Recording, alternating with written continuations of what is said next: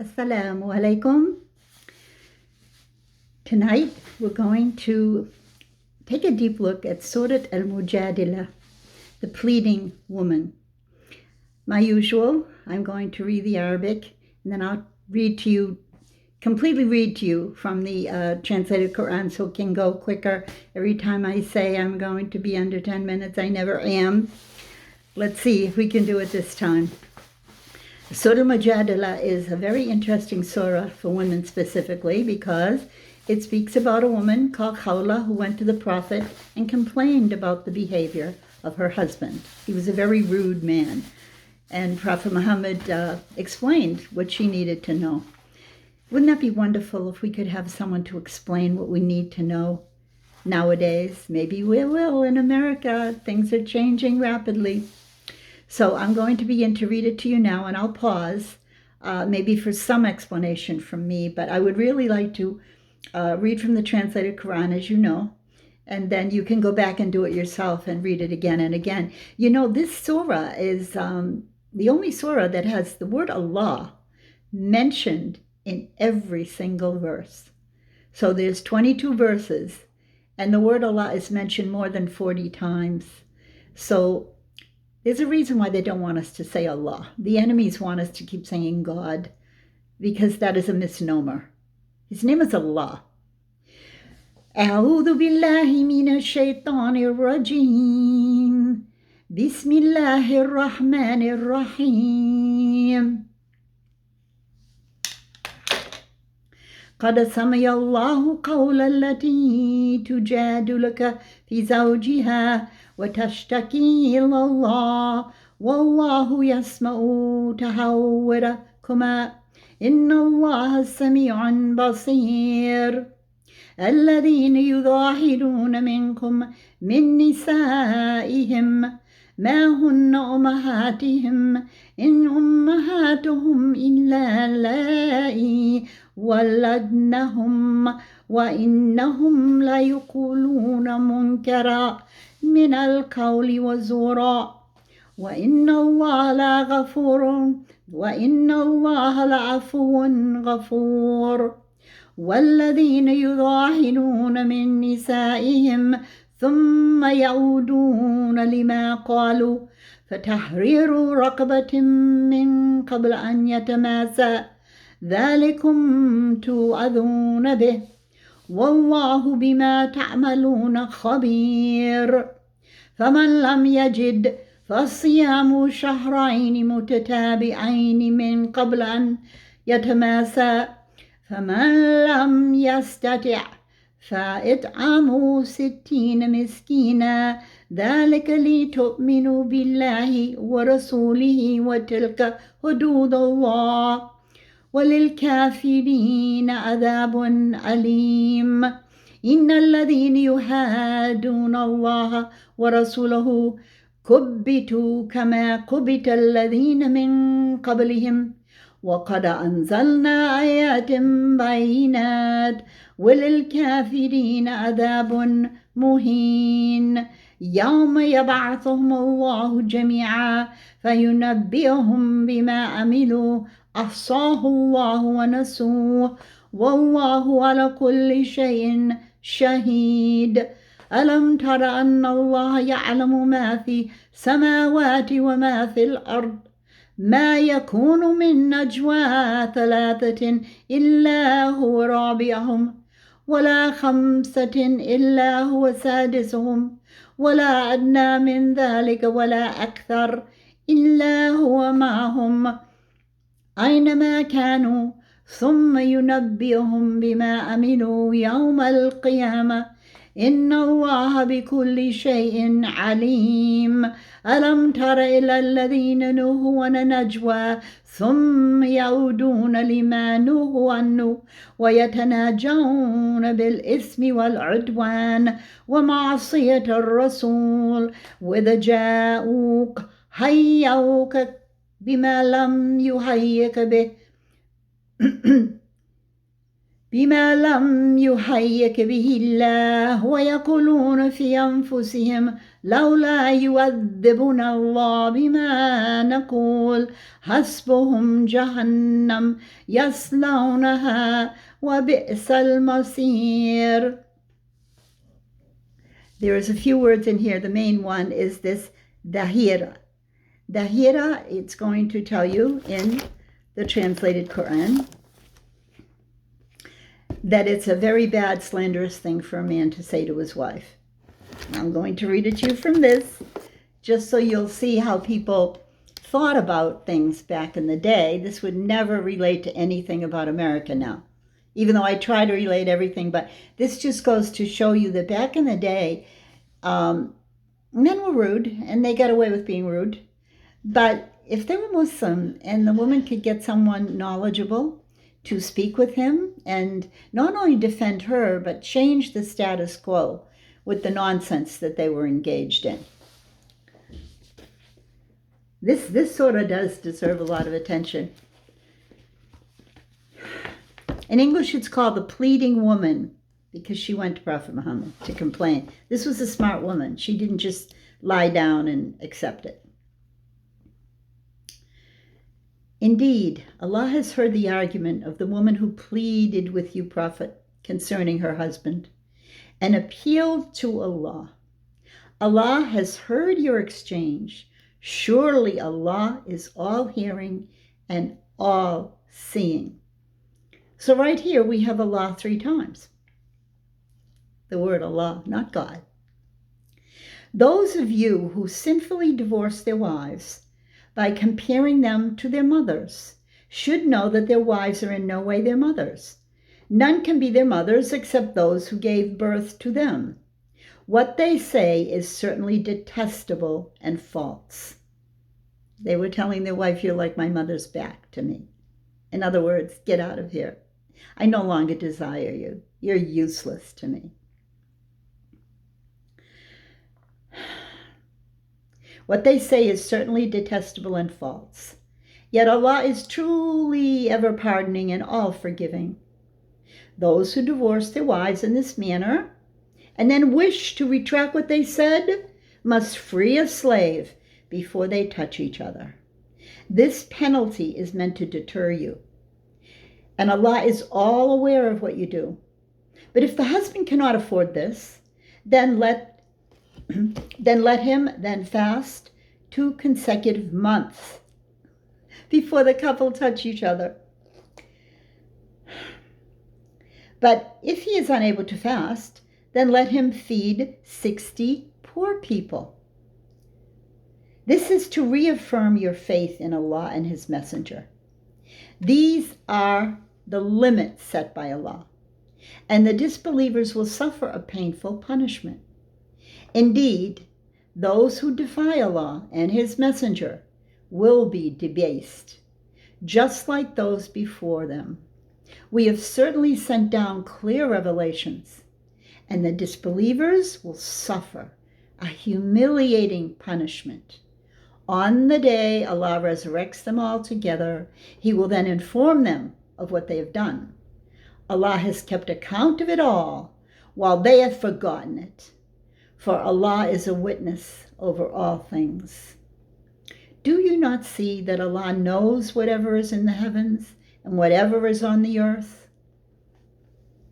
If 3 converse privately, He's the 4th. If 5, He's the 6th. Whether fewer or more, He is with them wherever they may be. Then on the day of judgment, He will inform them of what they've done.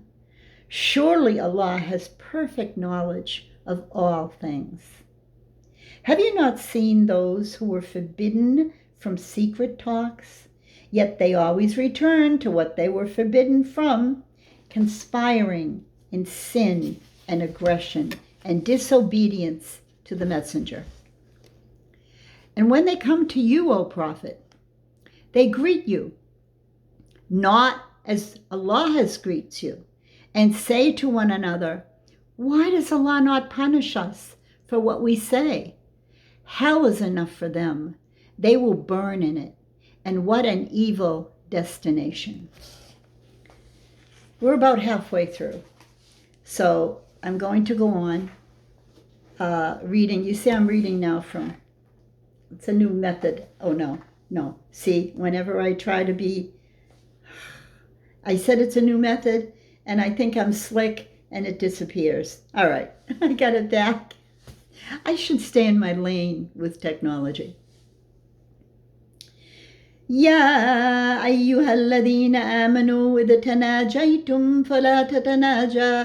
فلا تتناجوا بإثم والعدوان ومعصية الرسول وتناجوا بالبر والتقوى واتقوا الله الذي إليه تحشرون إنما نجوى من الشيطان ليحزن الذين آمنوا وليس بضارهم شيئا إلا بإذن الله وعلى الله فليتوكل المؤمنون يا أيها الذين آمنوا إذا قيل لكم تفسحوا في المجالس فافسحوا يفسح الله لكم وإذا قيل انشزوا فانشزوا يرفع الله الذين آمنوا منكم والذين أوتوا العلم درجات والله بما تعملون خبير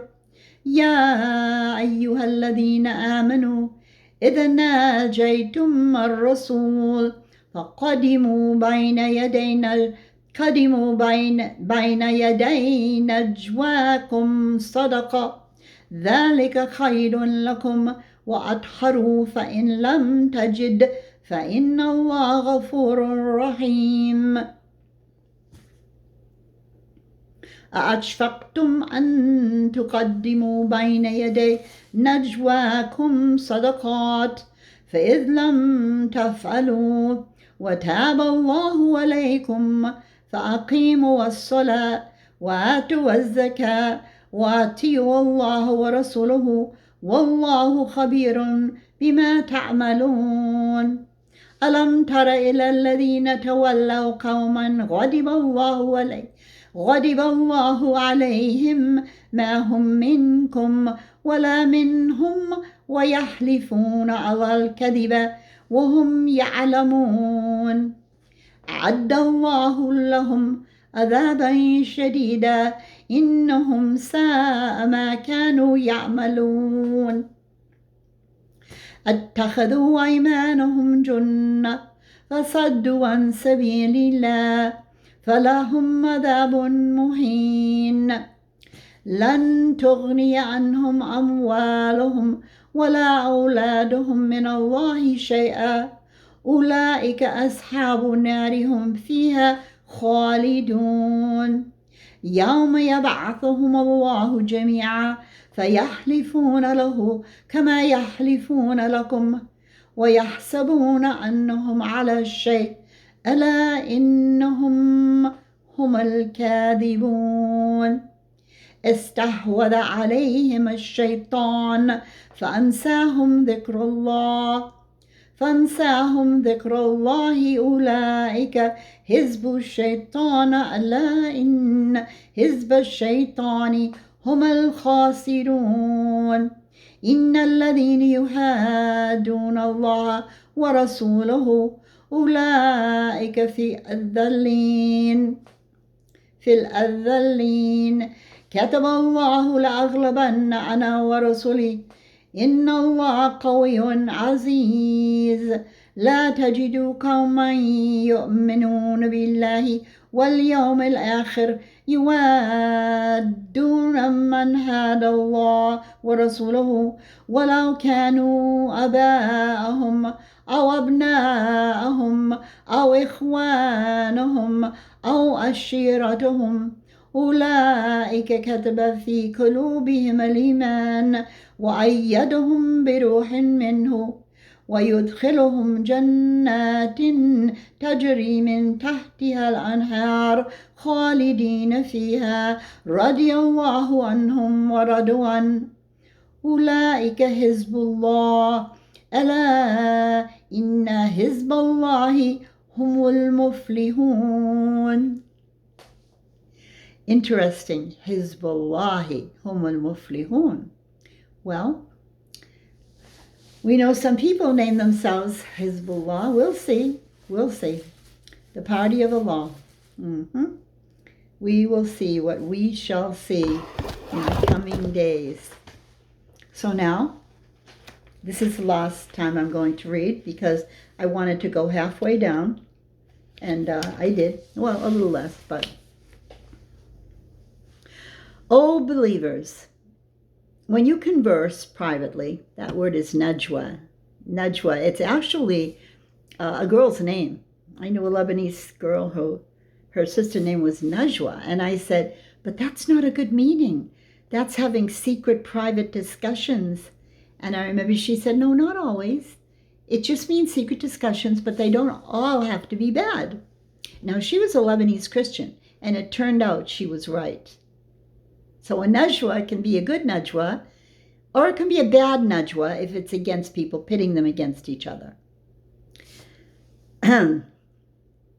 O believers, when you converse privately, let it not be for sin and aggression or disobedience to the messenger, but let it be for goodness and righteousness and fear Allah, to whom you will all be gathered.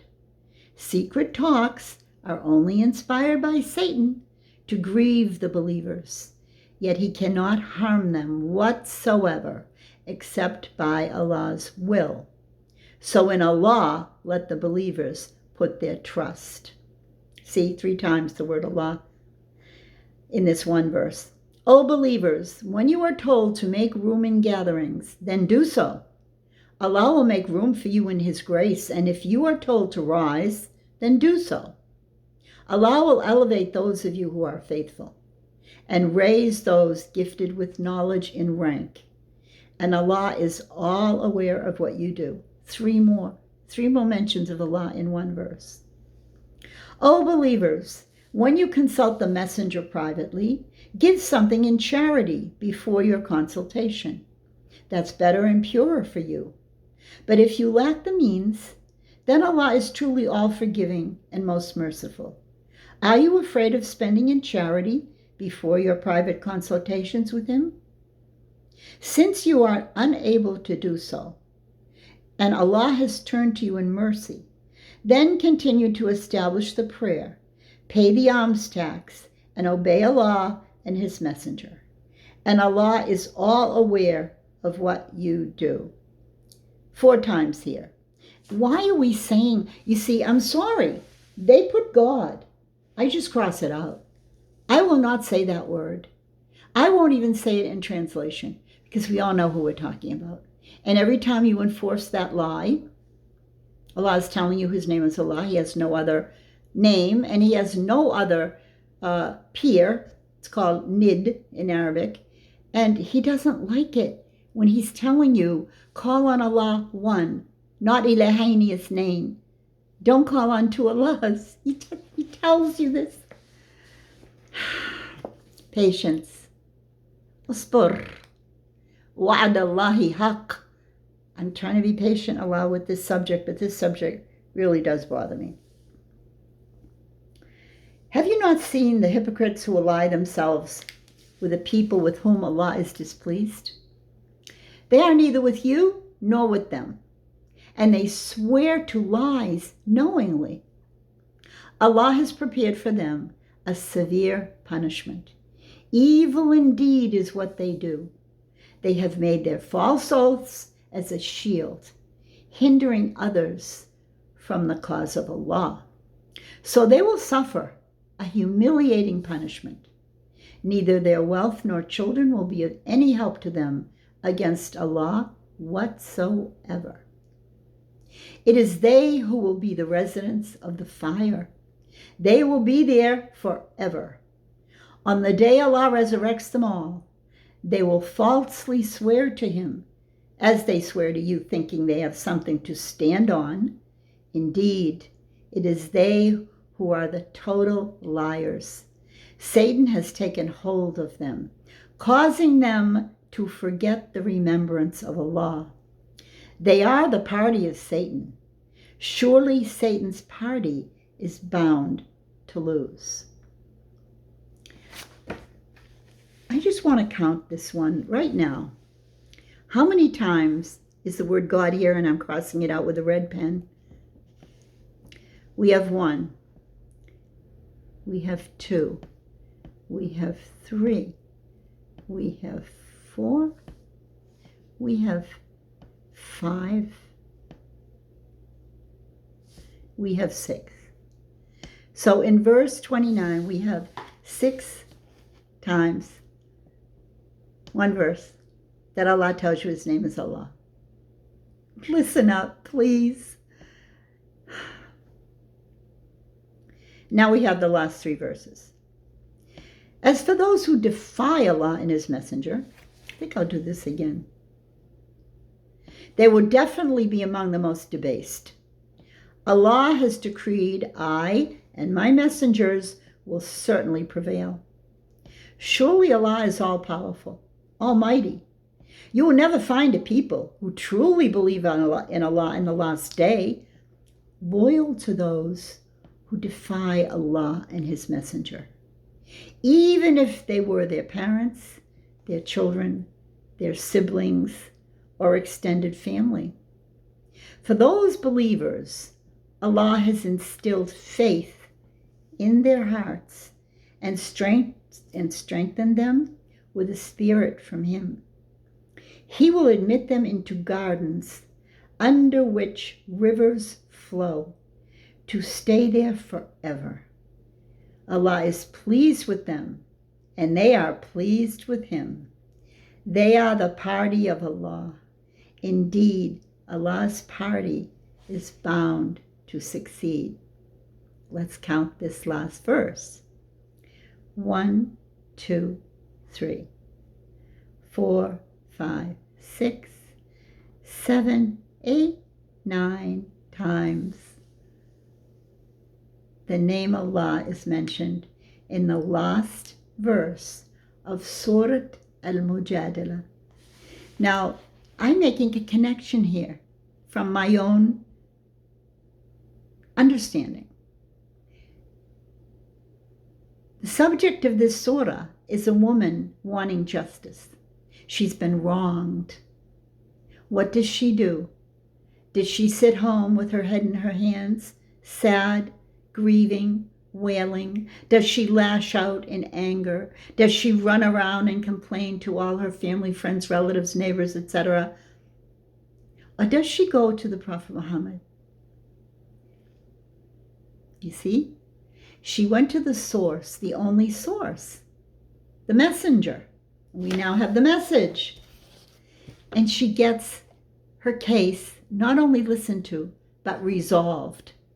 Because you're going to find out later more in Surah Al-Ahzab about this resolved the whole issue. You can't do this anymore now.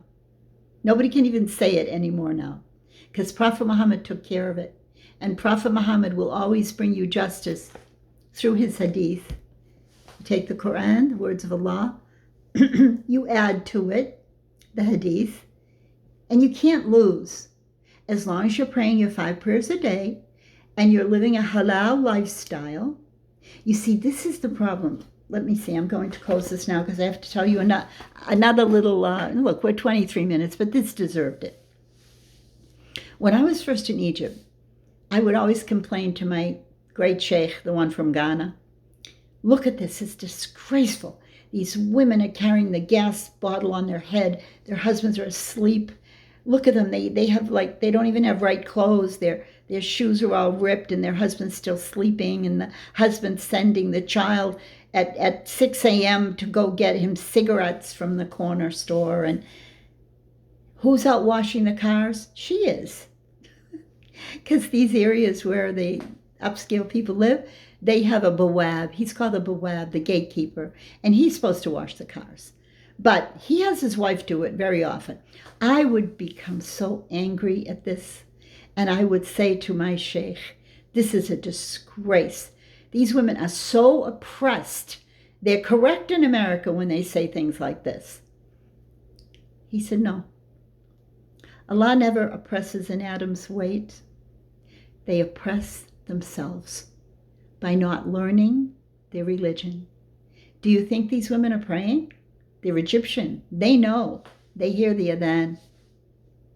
They're not. So then I retorted and I said, well, how are they supposed to study when they don't even know how to read? He said, if they wanted it, Allah would open the way for them. The words of the shuyukh, the scholars, they go straight to my heart like an arrow. That's why I love them all so much. Their words are based on Quran and Sunnah, so how could they not be right? I ask Allah to let you, my listeners, especially the women among you, to understand that this is the only way. If you're a Muslim, there is no other way. You want your rights? Give Allah His rights. Study His words. Inshallah. Assalamu alaikum wa rahmatullahi wa barakatuh.